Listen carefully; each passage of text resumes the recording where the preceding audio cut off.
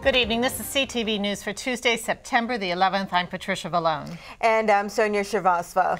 A nation reflects and commemorates the anniversary of the September 11th attacks. We'll have team coverage of the events in our area in just a moment, but we begin tonight with a shooting of a teenager. An investigation is underway for a Central High School student who was shot and killed this morning. The 18-year-old victim, Markel Ross, was found dead in the 6100 block of Old Central Avenue. Officials say they received several calls around 6:50 a.m., all reporting a man down. According to school principal Sharaska Coleman, counselors are on site to help grieving students mourn the loss. Right now, I'm thinking about the tremendous loss that our school community is suffering. How saddened we all are at his passing. Our prayers are with his family in this moment of grief, and we are going to do everything we can in our school community to remember him and to honor his legacy by achieving. Police spokeswoman Julie Parker says it's a busy area and is confident that someone saw something. At 6:50 in the morning is when the call came in on a very busy pedestrian thoroughfare. We are quite confident that someone saw something. Anyone with information on this case is asked to contact Crime Solvers at 1-866-411-TIPS. A reward of up to $25,000 will be issued. Well, there's little doubt that the 9/11 attacks made an impact on all of us. Today, on the 11th anniversary of the attacks, a military service member has a message for all of us. As Monique Bartholomew reports, it's all about redefining the tragic events and finding triumph. With several strokes of paint to change the face of this community center, to beautifying gardens and polishing rails, these volunteers hope their work helps us all rethink the meaning of September 11th. For me, it's all about that growth that happened after the horrific event. It is everybody coming together to be one team. It is that sense of civic pride and responsibility to do the right thing. Spending the day at the Eastern Avenue apartment complex as part of an unofficial extreme makeover team is personal and therapeutic for Phil Bauer. It's always a very interesting trying to come to grips with your own injuries and overcome them and figure out and find that purpose and find a reason to get up in the morning. The Army veteran was injured in 2003 while serving in Iraq. They tried to save my leg for about a month and then decided it's the best effort is just to take it off clean where it's not damaged and start over fresh from there. He says, like much of the country, it took time for him to heal emotionally.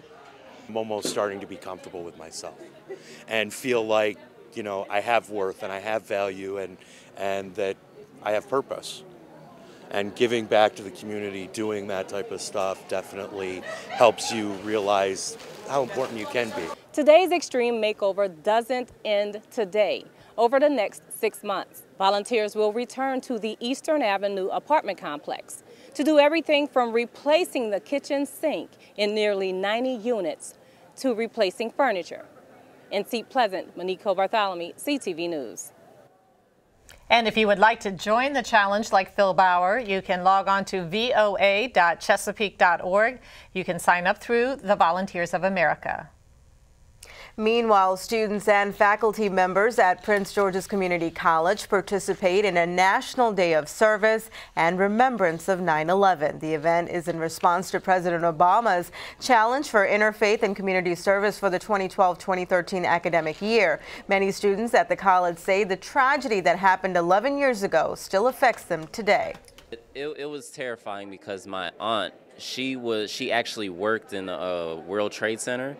And that day, she actually had to go on a meeting, and she was almost a victim of 9/11, and that was very tragic because even though we didn't have any family members or anybody that actually died that day, but it just reminds us of how valuable family is to us, and how valuable life is. Well, basically 9/11 is to remember what happened, but more importantly to remember those people who risked their lives for service, for people who were trapped in the building, and also to help remember how it was that despite this tragedy, everyone was united. And this is what we have in store today, is for the community service, for everyone to come together, remember this event, and also to be united in different faiths, in different backgrounds, and just.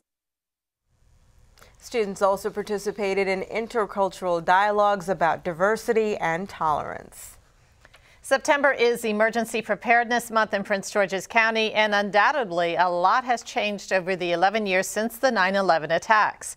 Today, County Emergency Management Director Ronald Gill accepted a proclamation acknowledging the improvements in emergency preparation throughout Prince George's.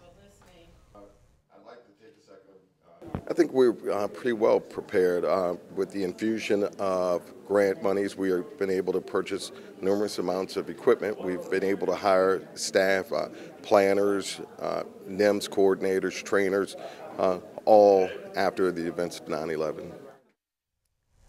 And Gill reminds everyone that it's important for families and communities to develop an emergency preparedness plan to respond to natural and man-made disasters. The Prince George's chapter of the NAACP is announcing that they will be asking the Department of Justice to intervene in the investigation of the Laurel Police Department. This amidst claims of excessive force and violence towards African Americans. Yesterday, residents demonstrated at the Laurel Municipal Center asking city leaders for an overhaul of its police force. The group has been active in organizing residents since a video was released showing a Laurel officer striking a handcuffed man over the head. Leaders in the organization say the department has a history of violating civil and constitutional rights of African Americans. And how do you get along in a city that's 73% minority? You live in the most affluent African American county in the state, but yet the citizens are not being treated fairly in this 5 square mile area. My daughter had been at the very station, the Laurel Police Station, where I had sat for more than an hour completing a report, a missing persons report. He stated that she had been there for the last 2 days. She had been held because she was stopped for a traffic violation. And they proceeded to tell me, or he told me, that my daughter was held after all 90 pounds of her resisted arrest. We gotta have sensitivity, or we gotta bring in somebody to do diverse training for the council and the mayor, so they now become sensitive that these people exist.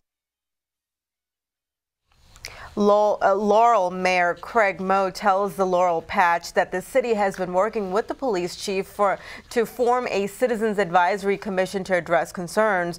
Meanwhile, a criminal investigation will be presented to the state's attorney's office later this week. You're watching CTV News. I'm Sonia Srivastava. And I'm Patricia Vallone.